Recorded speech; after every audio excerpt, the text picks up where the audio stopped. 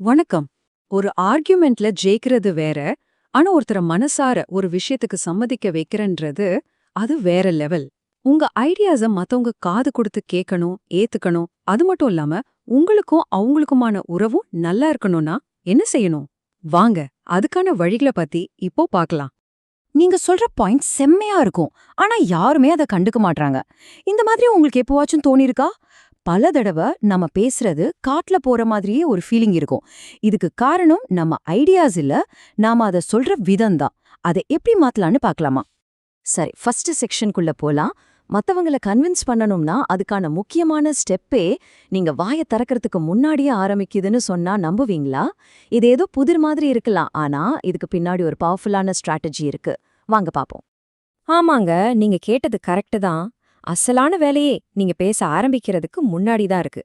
நீங்க என்ன பேசுறீங்கங்கறத விட, நீங்க பேச போற ஆழ பத்தி எவ்வளவு புரிஞ்சு வச்சிருக்கீங்க, எப்படி தயாரா இருக்கிறீங்கன்றது தான் இங்க மேட்டர்.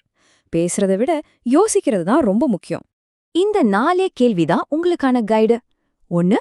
யார்கிட்ட பேச போறோம்? இது அவங்க பேரை தெரிஞ்சுக்கிறது மட்டும் இல்ல, அவங்களோட மைண்ட் செட்டை புரிஞ்சுக்கிறது. 2.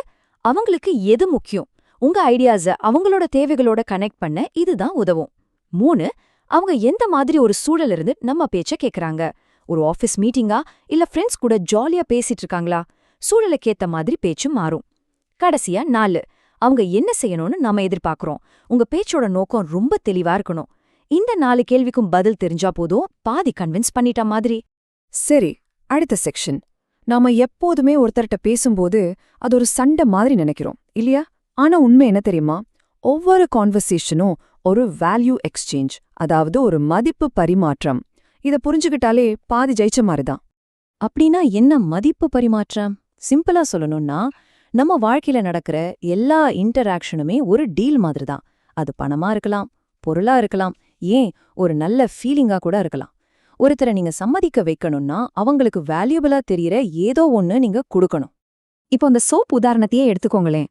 குளிக்கிறதுக்கு சோப்பு தேவை அப்படின்னு சொல்றதுக்கும், இந்த சோப்பு போட்டா நீங்க அவ்ளோ ஃப்ரெஷ்ஷா ஃபீல் பண்ணுவீங்க, உங்க நாள் சூப்பரா போகும்னு சொல்றதுக்கும் வித்தியாசம் இருக்கு இல்லையா? இதுதான் அந்த மதிப்பு பரிமாற்றம். அவங்களுக்கு என்ன கிடைக்கும்னு நீங்க உணர்வுபூர்வமா சொன்னீங்கன்னா, நீங்க கேக்குறது கண்டிப்பா கிடைக்கும். ஓகே, அடுத்த ஸ்டெப். உங்க ஐடியா எவ்ளோ சூப்பரா இருந்தாலும் சரி, அது கேக்குறதுக்கு ஒரு நல்ல மூட நீங்க உருவாக்கலைன்னா மொத்தமும் வேஸ்ட் தான். சோ மத்தவங்கள பேச வைக்கிறதுக்கு முன்னாடி அவங்களுக்கு ஒரு கம்ஃபர்ட் ஜோனை எப்படி கிரியேட் பண்றதுன்னு பாப்போம். இப்போ ஸ்கிரீன்ல பாருங்க, 2 அப்ரோச் இருக்கு.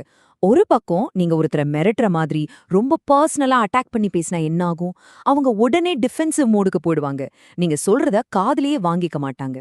ஆனா இன்னொரு பக்கம் அதே விஷயத்தை ரொம்ப கேஷுவலா இயல்பா பேசினா அவங்க ரிலாக்ஸ் ஆகி சரி என்னதான் சொல்றாரு கேப்போன்னு நினைப்பாங்க. சோ மேட்டர் ரொம்ப சிம்பிள். இயல்பா பேசுங்க, ஒரு ஈஸியான ஃபீலை உருவாக்குங்க. அவங்க எப்போ கம்ஃபர்டபுளா ஃபீல் பண்றாங்களோ அப்போதான் உங்க ஐடியாவை கேட்கறதுக்கே அவங்க மைண்ட் ஓப்பனா இருக்கும். நல்ல ஒரு சூழலை உருவாக்குறது முக்கியம்தான். ஆனா அது மட்டும் போதுமா? நிச்சயமா இல்ல. ஏன்னா உங்ககிட்ட சொல்றதுக்கு விஷயம் இருக்கணும். அதனால தான் கண்டென்ட் இஸ் ஆல்வேஸ் கிங்னு சொல்றாங்க. ஆமாங்க, இது ஒரு கோல்டன் ரூல் மாதிரி. நீங்க என்ன பேச போறீங்க, உங்ககிட்ட என்ன விஷயம் இருக்குன்றது தான் எல்லாமே. ஒருத்தரை கன்வின்ஸ் பண்ணணும்னா முதல்ல உங்ககிட்ட ஒரு பவர்ஃபுல்லான கண்டென்ட் இருக்கணும். அப்போ ஒரு கிங் மாதிரி கண்டென்ட்னா அதுல என்னெல்லாம் இருக்கணும்? முதல்ல FIO, அதாவது ஃபிகர் இட் அவுட். நீங்க பேச போற விஷயத்த பத்தி முதல்ல நீங்க தெளிவா புரிஞ்சுக்கோங்க. அடுத்து உங்க பேச்சுக்கு ஒரு தெளிவான நோக்கம் இருக்கணும். கடைசியில என்ன ஆகணும்னு உங்களுக்கு தெரியணும். 3வது, வெறும் கதையா இல்லாம உண்மையா ஃபேக்ட்ஸ் வச்சு பேசுங்க. முடிஞ்சா நம்பர்ஸ் யூஸ் பண்ணுங்க, அது உங்க பாயிண்ட்டை இன்னும் ஸ்ட்ராங் ஆக்கும். அடுத்து நீங்க சொல்றது அவங்களுக்கு புரியலன்னா அதையே வேற மாதிரி சொல்லி பாருங்க. கடைசியா அவங்க பேசுறதையும் நீங்க கவனிக்கிறீங்கன்னு காட்டுறதுக்கு சில கேள்விகள் கேளுங்க. அப்போதான் அது ஒரு பேச்சா இல்லாம ஒரு உரையாடலா மாறும். ஓகே, இது வரைக்கும் நம்ம நிறைய டெக்னிக்ஸ் பார்த்துட்டோம். இப்போ இது எல்லாத்தையும் ஒன்னா சேர்க்கிற ஒரு சூப்பர் பவர்ஃபுல் விஷயத்த பத்தி பார்க்கலாம். இதுதாங்க எல்லாத்துக்கும் மேல. நீங்க கரெக்டா கேள்வி கேட்கலாம், வேல்யூ கொடுக்கலாம், சூப்பர் கண்டென்ட் வச்சிருக்கலாம். ஆனா கடைசியில ஒரு மனுஷனா உங்களை உங்களுக்கு பிடிக்கணும். உங்க மேல உங்களுக்கு ஒரு நம்பிக்கை வந்தா நீங்க சொல்ற வார்த்தைக்கு ஒரு மரியாதை வரும். அந்த கனெக்ஷன் மட்டும் வந்துடுச்சுன்னா நீங்க யாரையும் கன்வின்ஸ் பண்ணவே வேணாம், அது தானா நடக்கும். சரி, இப்போ நாம பேசின விஷயங்களை நீங்க எப்படி யூஸ் பண்ண போறீங்க? ஒரு நிமிஷம் யோசிங்க.